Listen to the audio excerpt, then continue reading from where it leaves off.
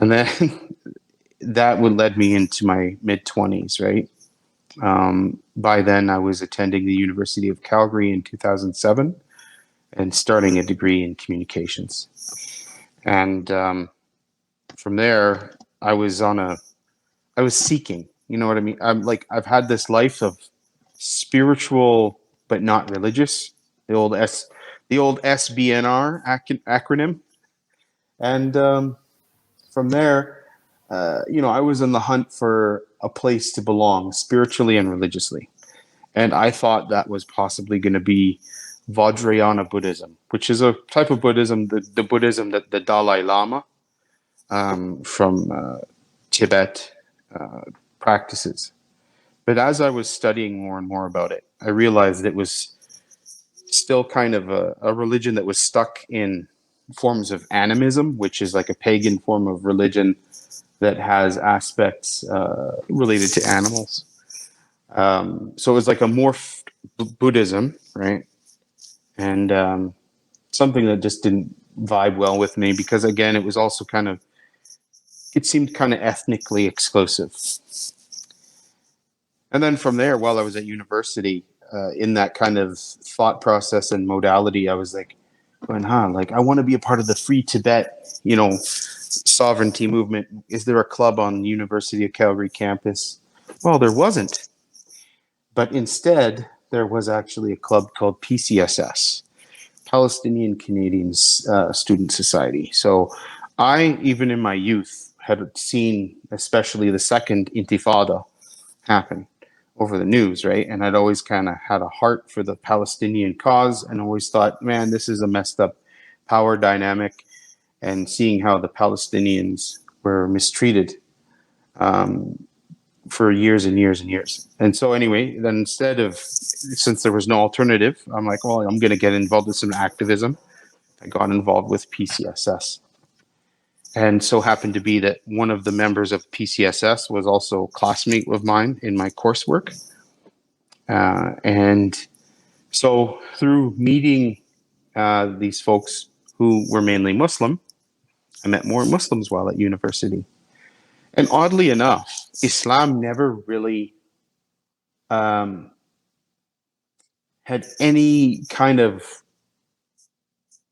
it never orbited my mind. Actually, when I was growing up, didn't know about it, didn't care.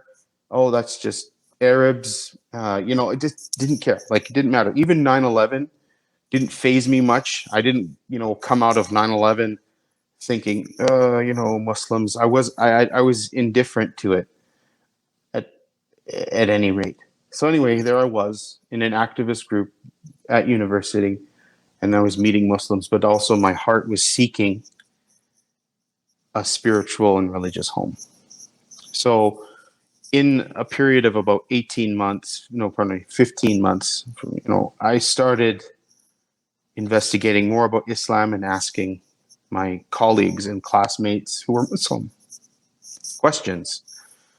And as I asked them questions, I learned more about the religion. I saw some of them,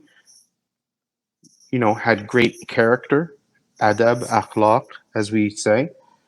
And from there, that kind of sparked an inspiration to learn more, do more. And so in the year of 2008, I fasted a bit of Ramadan. I started to learn how to pray because I was curious about how that happened and how that worked, the mechanics of it. And then also I started attending Friday prayer. So then by February 2009, after completing a meeting with my activist friends who also had Muslims in the crowd, I said to them, well, I guess this is the time I feel comfortable with it. I said to my friend Anas, who was there, I said, Anas, would you be so kind to deliver the Shahada to me?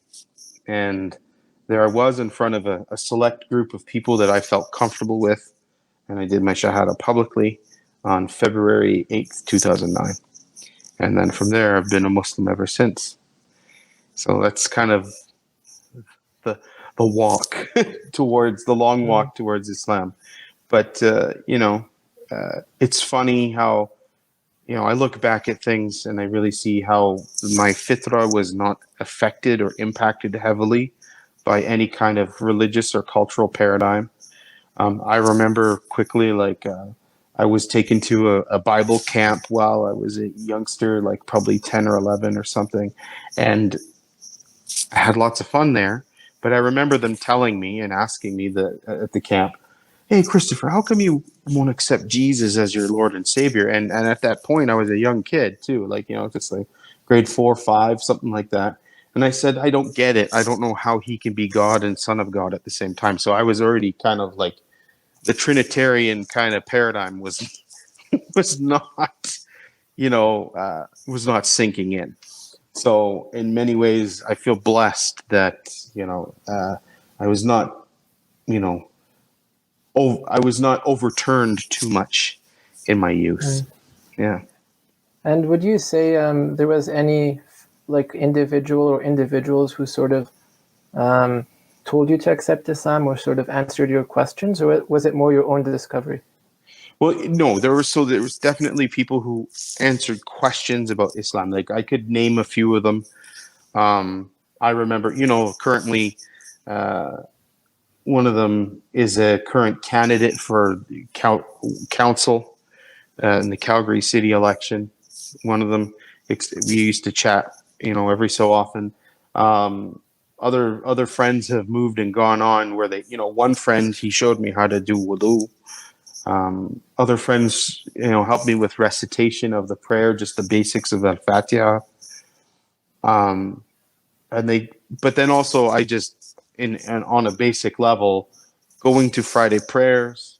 I also took religious studies 201 at U of C, which helped out kind of like learn Islam from a point of view of non-belief, not from a theological background, but it still fulfilled, some requisite basic knowledge.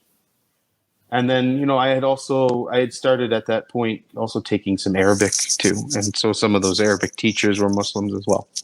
So just asking questions. So it was learning by observation, good character of good people, and also learning and seeing how other people who are Muslim but didn't have such good character and how that was antithetical to Islam. And then, just basic topics and understanding the faith. And then, getting set up with the opportunity to go to Al Maghrib courses here and there. Yeah, that was like the very first year, I would say.